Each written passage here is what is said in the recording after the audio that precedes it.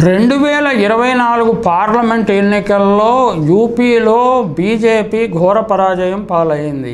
Samajwadi party, Congress ముందుకు దూసుకువచ్చాయి. నిజానికి ఈ విజయానికి పునాది అసెంబ్లీ ఎన్నికల్లోనే పడింది. అసెంబ్లీ ఎన్నికల్లో దాదాపు 86 సీట్లు 5,000 లోపు మెజారిటీతోటే సమాజ్వాదీ, రాష్ట్రీయ లోక్దళ్, కాంగ్రెస్ ఓడిపోయాయి. ఈ 5,000 లోపు ఓట్లు ఇప్పుడు ఈ పార్లమెంటు ఎన్నికల్లో షిఫ్ట్ అవ్వటం వల్ల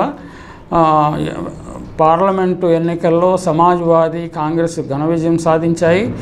నిజానికి అసెంబ్లీ ఎన్నికల్లో హైదరాబాదుకు చెందిన ఎంఐఎం, ఆల్ ఇండియా ముస్లిం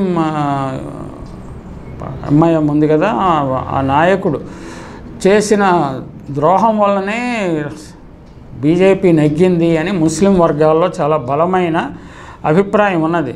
నిజానికి ఈ అసెంబ్లీ ఎన్నికల ఫలితాలను చూస్తే, గతంలో జరిగిన అసెంబ్లీ ఎన్నికల ఫలితాలు చూస్తే మనకు ఏ విషయం అర్థమవుతుంది. బిజ్నోర్ అనే అసెంబ్లీ నియోజకవర్గంలో బీజేపీకి 97,165 ఓట్లు వస్తే అప్పుడు సమాజ్వాదీ ఆర్ఎల్డి అంటే చరణ్ సింగ్ మనుమడు ఆయన పార్టీ, ఆయన అప్పుడు సమాజ్వాదీతో కలుస్తున్నారు. మొన్న ఎన్నికల్లో ఆయన బీజేపీ వైపు మళ్ళాడు. అప్పుడు సమాజ్వాదీకి ఆర్ఎల్డీ కలిసి 95,720 ఓట్లు వచ్చినాయి. ఎంఐఎంకు 2,290. అర్థమైంది కదా. ఈ 2,290 ఓట్లు తప్పకుండా సమాజ్వాదీకి పడే ఓట్లు అనమాట. ఆ ఓట్లను ఎంఐఎం చీల్చివేయటం వల్ల బీజేపీ నెగ్గింది. అలాగే నకూర్లో బీజేపీకి 103,771 ఓట్లు వచ్చినాయి. సమాజ్వాదీ పార్టీకి 103,616 ఓట్లు వచ్చినాయి. ఎంఐఎంకు 3,591 ఓట్లు వచ్చాయి. కుర్సీ అనే నియోజకవర్గంలో బీజేపీకి 118,614 ఓట్లు వస్తే సమాజ్వాదీకి 118,094 ఓట్లు వచ్చాయి. ఎంఐఎంకి 8,533 ఓట్లు వచ్చాయి. అంటే సమాజ్వాదీ పార్టీని ఓడించడానికి, సమాజ్వాదీ వైపు మళ్ళీ ముస్లిం ఓట్లను మళ్లించడానికి ఎంఐఎంతో బీజేపీ అవగాహన కుదుర్చుకున్నదని ముస్లిం వర్గాల్లో అనుమానాలు ఈ అసెంబ్లీ ఎన్నికలను, లోక్సభ ఎన్నికలను పోల్చి చూస్తే మనకు చాలా స్పష్టంగా అర్థమవుతుంది. సుల్తాన్పూర్లో బీజేపీకి 92,245 ఓట్లు వస్తే సమాజ్వాదీకి 90,857 ఓట్లు వచ్చాయి. ఎంఐఎంకు 5,240 ఓట్లు వచ్చాయి. ఔరైలో బీజేపీకి 93,438 ఓట్లు వస్తే సమాజ్వాదీకి 91,427 ఓట్లు వచ్చాయి. ఎంఐఎంకు 2,188 ఓట్లు వచ్చాయి.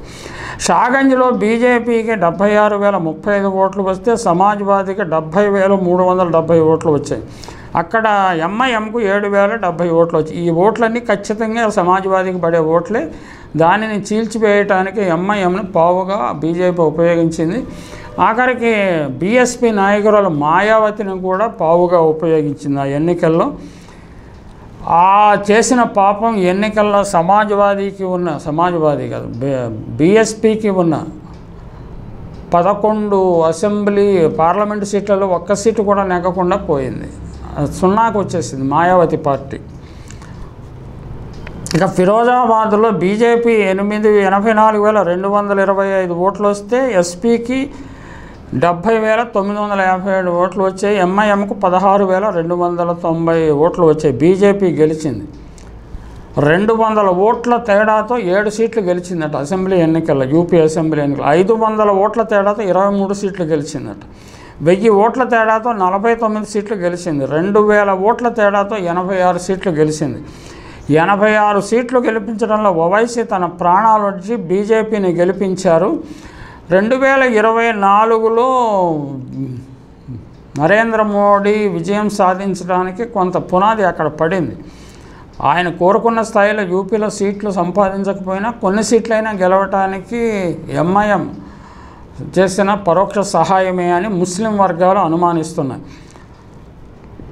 ఇప్పుడు చంద్రబాబు, నితీష్ బయటకు వచ్చినా బీజేపీ ప్లాన్ బిలో ఉన్నదని కూడా ప్రచారం జరుగుతుంది. ఇండియా కూటమిలో ఉన్న ప్రధాన పార్టీకి గేలం వేసే పనిలో బీజేపీ వ్యూహకర్తలు ఉన్నారని చెబుతున్నారు. తొందరలో ఆ పార్టీ కూడా ఎన్డీఏలో చేరుతుంది. అందుకే టీడీపీకి ఒక కేంద్ర మంత్రి పదవికే, కేబినెట్ మంత్రి పదవికే పరిమితం చేశారని కూడా ప్రచారం చేస్తున్నది. ఈ ప్రచారం ఎలా ఉన్నా కానీ ఈ ఢిల్లీలో ఏర్పడిన ఎన్డీఏ కూటమి ఇంత బలహీనంగా ఉండటానికి నరేంద్ర మోడీ అమిత్ షా ఎట్టి పరిస్థితులు అంగీకరించరని, వారు తప్పకుండా ఈశాన్య రాష్ట్రాల నుంచి కొన్ని పార్టీలను తమ ఎంపీలను తమ వైపు ఆకర్షించుకుంటారని, అలాగే ఈ ఇండియా కూటమి మళ్ళీ అధికారంలోకి వచ్చే అవకాశం రానున్న 5 ఏళ్లలో ఉండదు కాబట్టి ఇండియా కూటమిలో ఉన్న ప్రధానమైన పార్టీని బీజేపీ ఎన్డీఏలోకి ఆకర్షించే అవకాశం ఉన్నదని కూడా ప్రచారం జరుగుతుంది. అంటే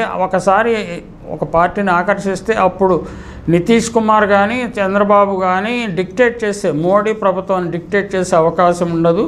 వాళ్ళు ప్రత్యేక హోదా కోరలేరు, ప్రత్యేక ఆర్థిక సహాయం కోరలేరు. వారు కుక్కిన పేనులా పడి ఉండాల్సి ఉంటుంది, చెప్పు కింద తేలులా పడి ఉండాల్సి ఉంటుంది. అటువంటి వ్యూహానికి తెరతీసి మోడీ అమిత్ షాలు ఇప్పటికే ప్రయత్నాలు ప్రారంభించినట్లు ప్రచారం జరుగుతోంది.